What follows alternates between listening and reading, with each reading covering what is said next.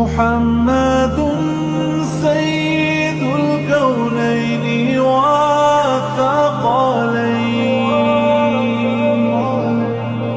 अस्सलाम वालेकुम वरहमतुल्लाहि वबरकातुहू। मेरे प्यारे बहनों और भाइयों, आज जुमा का दिन है, वो मुबारक दिन जिससे अल्लाह ताला ने तमाम दिनों का सरदार बनाया है। क्या आप जानते हैं जो शख्स अच्छी तरह वुजू करता है और जुमा की नमाज के लिए जाता है, उसके एक जुमा से दूसरे जुमा तक के छोटे गुनाह माफ़ कर दिए जाते हैं।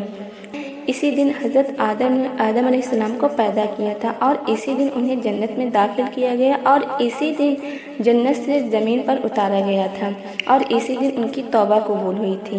हमारे नबी पाक सल्लल्लाहु अलैहि वसल्लम ने फरमाया, सबसे बेहतरीन दिन जिस पर सूरज तुलू होता है जुमे का दिन है। इसी दिन आदम अलैहिस्सलाम पैदा किए गए, इसी दिन जन्नत से में दाखिल किए गए और इसी दिन निकाले गए। यह सही मुस्लिम की हदीस है। सुबहान अल्लाह। और एक बड़ी खुशखबरी ये है कि हमारे नबी पाक सल्लल्लाहु अलैहि वसल्लम ने फरमाया, जुमा के दिन एक ऐसी घड़ी होती है कि अगर कोई मुसलमान उस वक्त अल्लाह से दुआ मांगे तो अल्लाह पाक उसकी दुआ ज़रूर कबूल फरमाते हैं। यह सही बुखारी की हदीस है। सोचिए, अल्लाह हम सबको जुमे के दिन की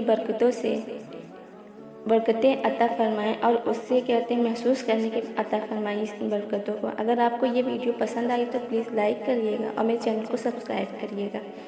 और मैं आपको अभी मैं कुछ देर पहले की बात आपको बता रही हूँ कि हमारे अब्बू एक दुआ पढ़ते हैं।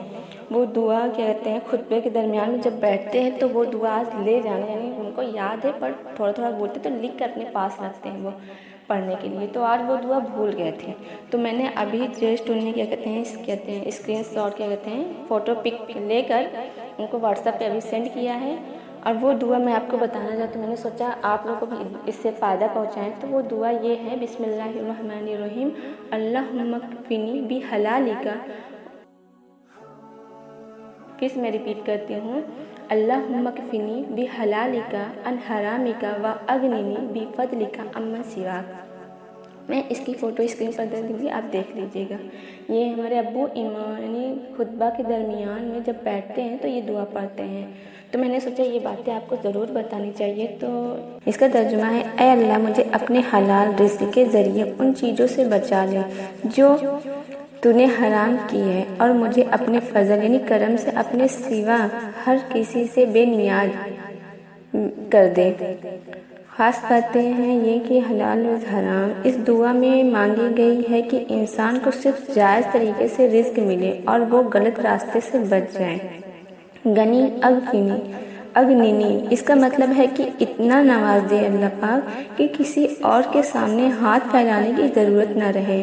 और ये दुआ तिरमिज़ी शरीफ की है और कर्ज़ से निजात के लिए बहुत अफजल मानी जाती है।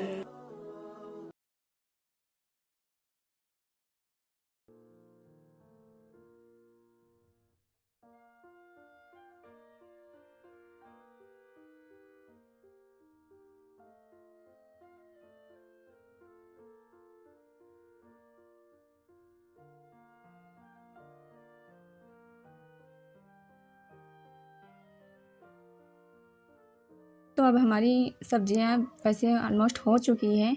अब यहाँ पे हम नमक ऐड करेंगे और नमक के साथ आपको अगर मसाले डालने हो, हल्का सा मसाला, अगर गरम मसाला डालना हो तो डाल सकते हैं। वैसे मैंने यहाँ पे चाट मसाला डाला है और यहाँ पे मैगी मसाला भी डाल सकते हैं आप। मैंने आज नहीं डाले बट मैं डालती हूँ मैगी मसाला भी, इससे टेस्ट उसका ज़्यादा अच्छा होता है। और यहाँ पे चिली फ्लेक्स भी ऐड करूँगी क्योंकि मैंने मिर्च पहले नहीं डाला था, तो यहाँ पे मैंने चिली फ्लेक्स डाला है जो तीखा नहीं होता, बस नॉर्मल सा हो जाता है। अब और यहाँ पे सबसे ज़्यादा ख्याल करने वाली बात यही है कि हमें आँच को एकदम फुल रखना है, तेज़ ही रखना है, हमें धीमा ज़रा सा भी नहीं करना है। अब यहीं पे मैंने soya sauce, green chilli sauce और टोमेटो सॉस जो मैंने घर पे बनाया था और यहीं पे मैंने विनेगर सब साथ में, आप चाहे तो सब कटोरी में मिक्स करके 2-2 टेबल स्पून डालें, उससे ज़्यादा नहीं। बड़ी चम्मच थी मेरी तो मैंने, यहाँ मेरी सब्ज़ी भी काफ़ी है तो ये बड़ा स्पून है। चाहे तो आप कटोरी में मिक्स करके डाल सकते हैं, वैसे यहाँ पे मैंने अलग अलग डाला है, आप चाहे तो मिक्स करके भी डाल सकते हैं। तो ये मेरा हो चुका है, सब्ज़ी फाइनली हो चुका है।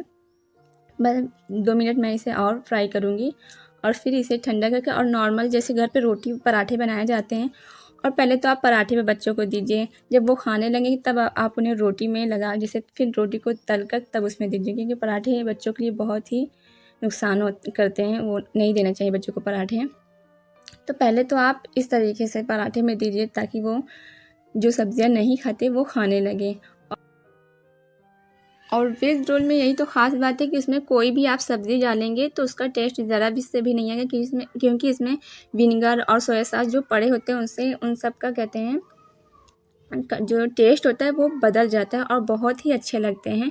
बच्चे इन्हें शौक़ से भी खाते हैं, और एक बार अगर आप इन्हें टिफ़िन में भर कर आप इसे देंगे तो वो बार बार, मेरे हिसाब से तो वो बार बार मांगेंगे।